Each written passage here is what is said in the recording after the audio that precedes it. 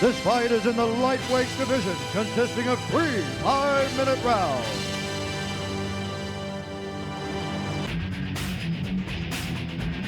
Now entering the octagon is a Brazilian Jiu-Jitsu expert with a mixed martial arts record of 5-0-0.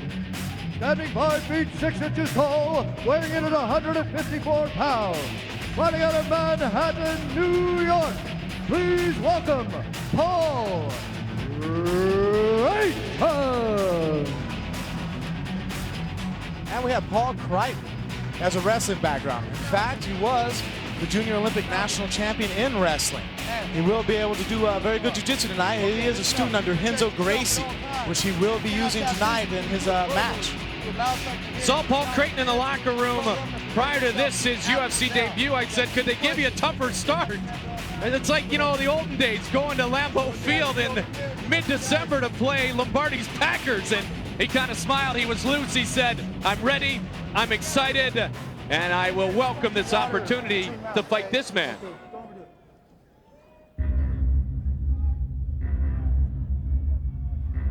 Now entering the octagon is a Brazilian Jiu-Jitsu expert with a mixed martial arts record of 4-1-0. Standing 5 feet 9 inches tall, weighing in at 155 pounds. Fighting out of Wainaku, Hilo, Hawaii. Please welcome the Prodigy, BJ Penn. And tell me he doesn't look ready. Coming off of a decision loss, he looks like a renewed BJ Penn, a jiu-jitsu world champion, explosive striker as we've seen. And he is known for his intensity, but Renzo Gracie does not put his stamp of approval on just anyone. Creighton is a formidable opponent. Can the Prodigy take him down? That remains to be seen. BJ Penn and Paul Creighton. Creighton out of the Gracie camp. Penn, a black belt in Brazilian Jiu-Jitsu, the most decorated Jiu-Jitsu athlete in America.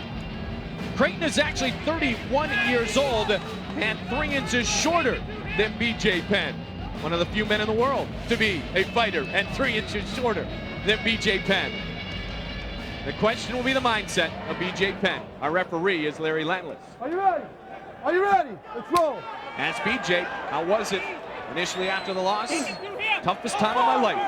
But he had a look in his eye that told me he has passed it mentally and physically. Creighton is known for his big slams, big takedowns. Oh, look at Penn.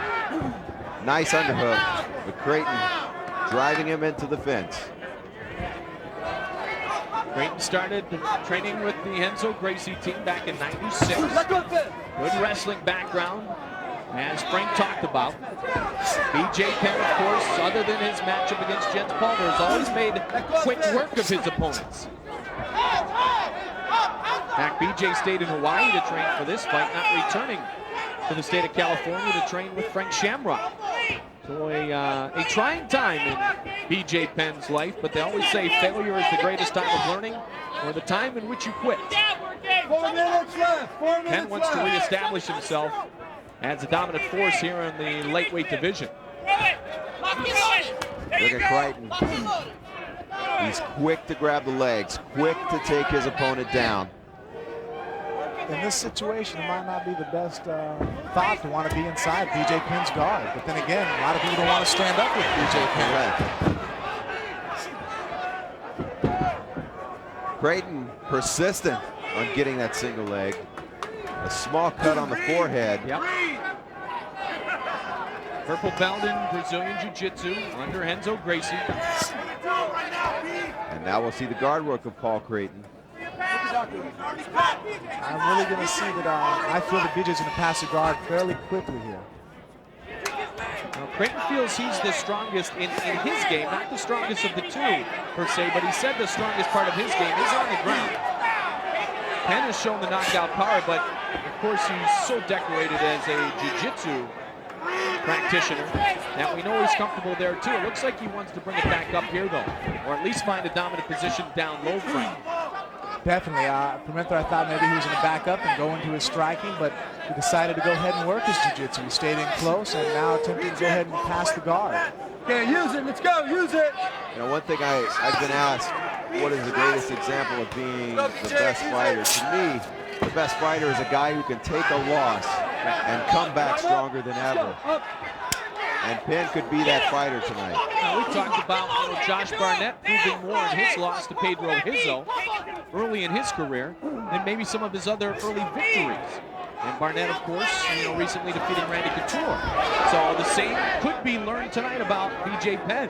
Good right high knee by Penn, connecting again to the head. 2 minutes left. Let's go fast, BJ. Turn your hand around. We had talked a lot before the title fight opportunity that, BJ's opportunity against Palmer was like when Tito Ortiz first took on Frank Shamrock. Was it too quick? Was it too early? Because Tito had rolled through opponents, as had BJ. Didn't quite understand the whole game. Well, now he's been defeated. And I'm going to guess he understands it more than he ever did before.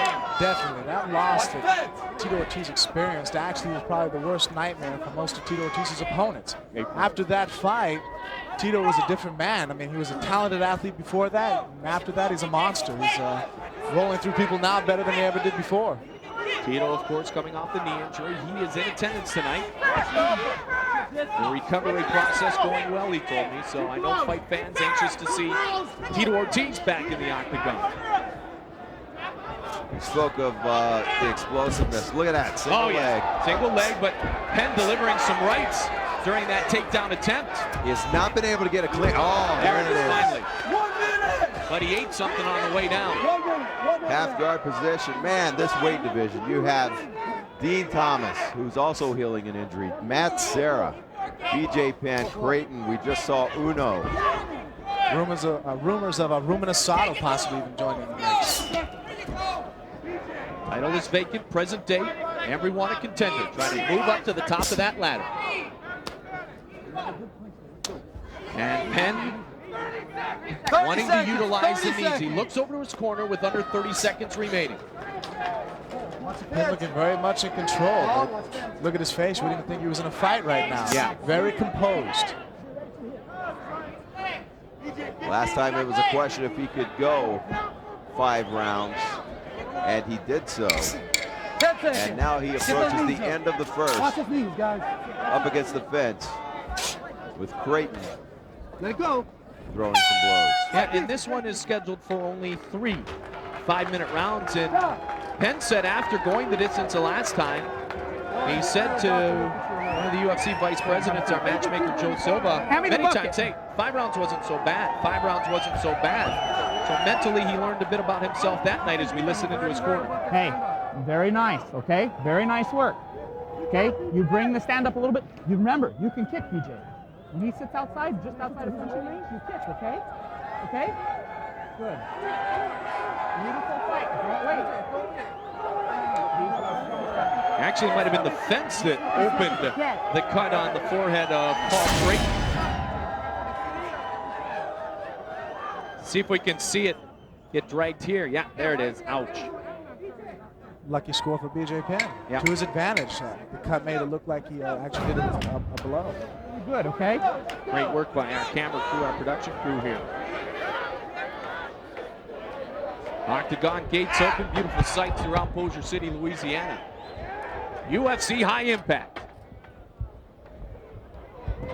Such great fans of this sport of mixed martial arts here in the southern part of the U.S. And always gracious hosts. Are you ready? Let's roll. Round 2. We talked about what does Creighton have to lose with this fight. Right. He has everything to gain, nothing to lose. Taking this fight on short notice. And Penn launching the knees in again. Absolutely right about Paul having nothing to lose. Sometimes early in your career, just going the distance with the champ is a great accomplishment in itself, especially a champion of the caliber of Penn. I think you may know something about that. Your first time in the octagon. Exactly. You had said to us this morning you were more nervous for your second fight than you were your first. Very rightfully so. My very first fight was against a black belt jiu-jitsu world champion. I was by no means considered a favorite in that fight. coming out and submitting him so quickly. My second fight, actually, the reason I was more nervous was I wanted to prove to everybody it wasn't a fluke. Anybody can get lucky once, twice a little more convincing, and I look for a third time. You'll have that chance coming up at the Royal Albert Hall. But the crowd will be against you that night. You take on Ian Freeman from Sunderland, England. Frank Mir, nice enough to join us in the broadcast booth tonight. Jeff Osborne, Mike Goldberg, Ryan Bennett, glad to be with you. As B.J. Penn looks to up his record to 4-1 in the UFC. During the break, Penn's corner said, "You can kick, BJ, you can kick." He went high there. Almost backfired on him, but Penn has been dominant thus far. 3:30 left. 3:30. Well, we've gone to the second round again for B.J. Penn. After finishing Joey Gilbert in just under 5 minutes. Dean Thomas in 2 minutes and 42 seconds, and Taro Uno in 11 seconds. And now Penn connects with the right. Penn just seems to be composed, almost as if he's letting the fight come to him, as opposed to always continuously forcing the action. He has a lot of confidence in the ability that he knows now if he goes and gets taken down, he's really not out of his element. On his back, he's just as dangerous standing up. So here he might be showing a little bit lack of a wrestling technique, but he's landing blows and really getting in a lot of shots there, cutting up the face of Paul. Let's go. And a stand-up called. Some swelling under the left eye of Creighton. Creighton was extremely relaxed inside his locker room before the fight. In fact, he was looking at tonight's UFC official program, trying to see how well his picture turned out. But he took a knee there and he goes down. Of course, he wants this fight downstairs, and Penn won't adhere to it. At least it doesn't seem right now. Couple of kicks to the legs, those are okay. If you're watching the sport for the first time and yelling at your TV screen to get up, there's a safe way to get up, and there's a wrong way to get up. He's got to create distance and pop back up to his feet, or he could land, Penn could hit him with a kick or a big shot. Penn got the mount. Yes, he does, and now he's going to try to tee off. Bad place. Yeah. Creighton purely defensive here. Penn left, right, and it stopped. It's over. B.J. Penn gets the referee stoppage, and he has defeated Paul Creighton. He waited patiently, took his opportunity to get full mount, and finished off Paul Creighton. B.J. telling him, you are great. Great mutual respect. Two great jiu-jitsu players. And a wrestling background as well for both, but it played into the hands of B.J. Penn. Impressive guard pass, went straight from passing one knee. I love this go ahead and game. go for a full mount. Very dangerous place to be underneath B.J. Penn.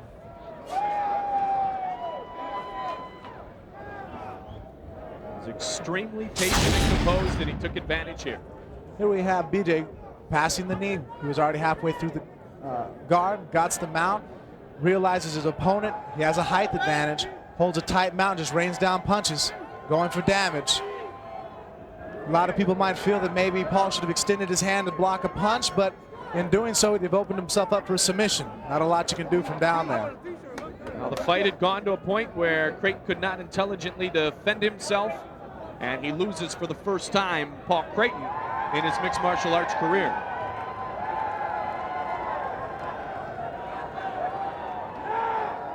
Let's check in with Bruce Buffer, the official decision. Ladies and gentlemen, the referee has stopped this contest at 3 minutes, 22 seconds of the second round. For the winner, the Prodigy, B.J. Penn. The best fighter in the world. He's back. I love this game. I love this game. Came back off that loss. It's tough, man. Probably played a mental game with himself, questioning himself, but now he's back. I love this And game, who is baby. his next opponent?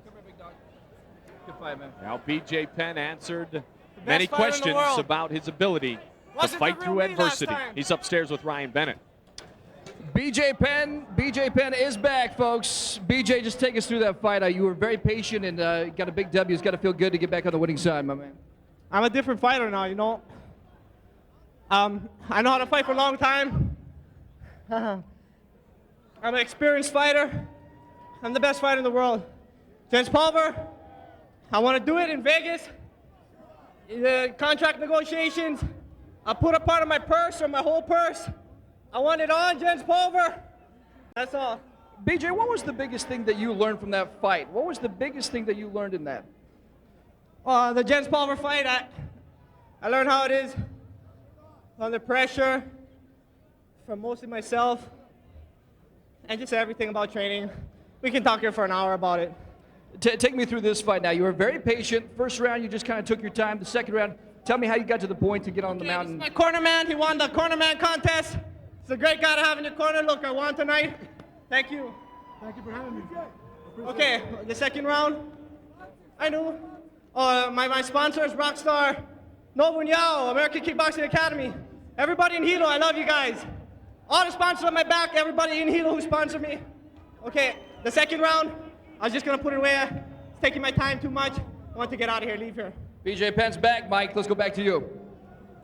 Ryan, thank you very much. BJ Penn getting many things in his time with Ryan Bennett. Of course, he introduced to you our cornerman for the day contest winner, Jesse Munoz. Jesse in the victorious corner here. We congratulate Jesse Munoz. I hope he has enjoyed the experience.